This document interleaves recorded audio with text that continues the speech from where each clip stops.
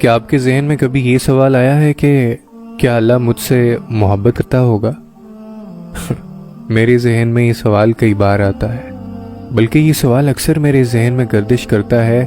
پھر ایک دن مجھے خیال آیا کہ میرا رب جن بندوں کو زیادہ چاہتا ہے ان کے بارے میں تو اس نے آیتیں اتاری ہیں۔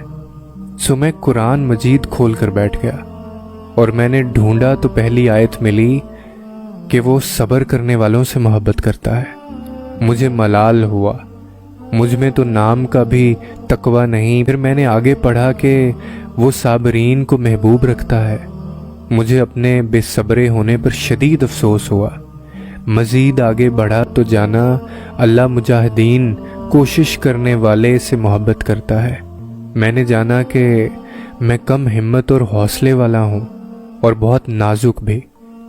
پھر آگے بڑھا تو کیا پڑھتا ہوں کہ وہ احسان یعنی نیک اعمال کرنے والوں کو پسند کرتا ہے، مگر میں اس سے بھی بہت دور رہا ہوں۔ پھر میں نے اپنی تلاش ترک کرنے کا فیصلہ کیا، اس ڈر سے کہ اب شاید میرے پاس ایسا کچھ بھی نہیں جس کے باعث اللہ مجھ سے محبت کرے۔ اس کے بعد میں نے اپنے اعمال کو کھنگالا تو سب فتور اور گناہوں سے آلودہ تھے۔ پھر اچانک میری نظر اللہ کے ایک اور پیغام پر پڑی جس میں وہ کہتا ہے کہ بے شک اللہ توبہ کرنے والوں سے محبت رکھتا ہے۔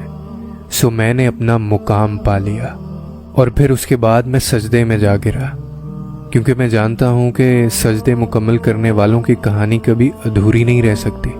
اور پھر میں اللہ سے باتیں کرنے لگا، کیونکہ میں یہ بھی جانتا ہوں کہ اللہ سے باتیں کرنے والوں کی بات نصیب سے کبھی بگڑ نہیں سکتی۔